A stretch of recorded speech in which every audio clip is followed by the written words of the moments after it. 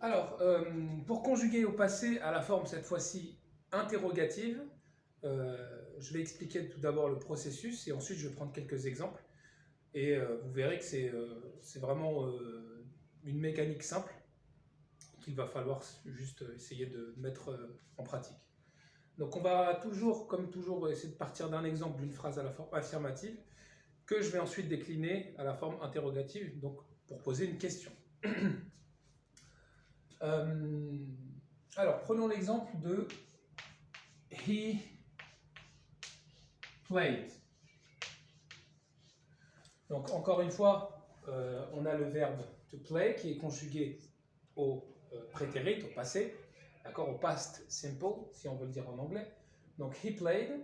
Et nous, ce qu'on veut dire maintenant, c'est a-t-il joué? Est-ce qu'il a joué? Donc, he played, ça veut dire il a joué. Nous, on veut transformer cette phrase affirmative en une phrase interrogative.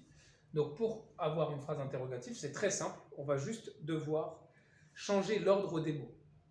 On va juste devoir ajouter, juste avant, notre auxiliaire did.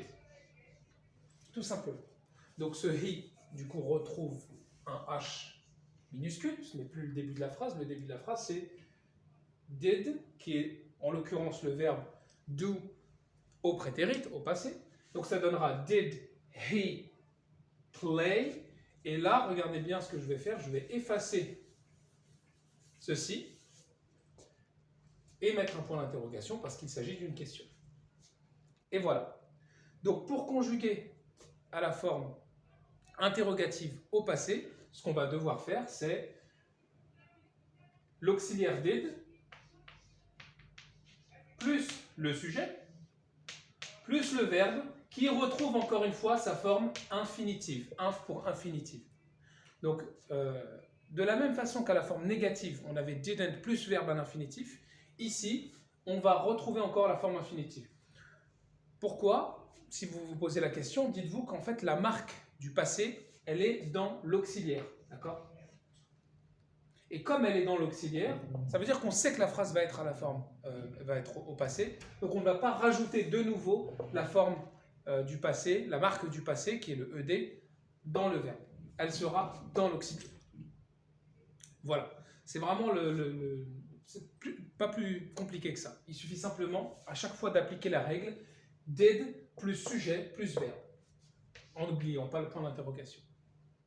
Alors, deuxième petite subtilité importante, c'est que en français comme en anglais, il existe deux formes de questions. Les questions ouvertes et les questions fermées. Une question ouverte, c'est une question à laquelle on peut répondre par tout, excepté oui ou non. Et à l'inverse, une question fermée, c'est une question à laquelle on ne peut répondre que uniquement par oui ou non. Exemple de question fermée, est-ce qu'il a joué? Et là, on peut répondre que oui, il a joué ou non, il n'a pas joué. Donc yes, he did ou bien no, he didn't.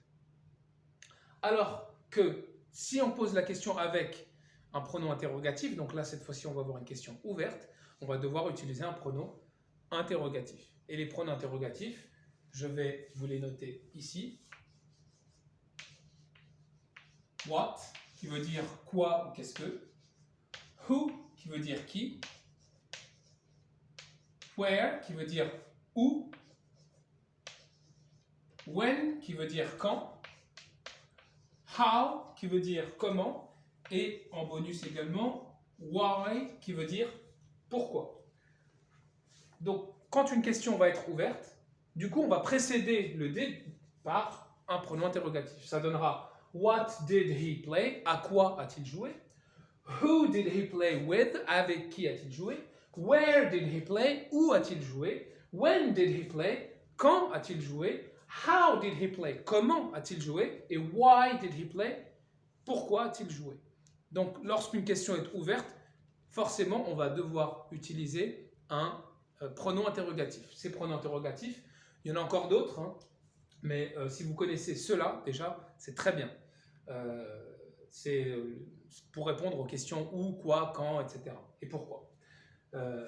Donc, si une question commence par why, par contre, la suite, ce sera toujours la même règle. Did plus sujet plus verbe. On retrouvera systématiquement cet ordre de mots dans une question au passé comme au présent, hein, parce qu'au présent, ce ne sera pas did, ce sera do ou does.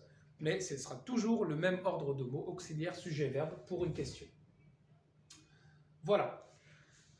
Merci.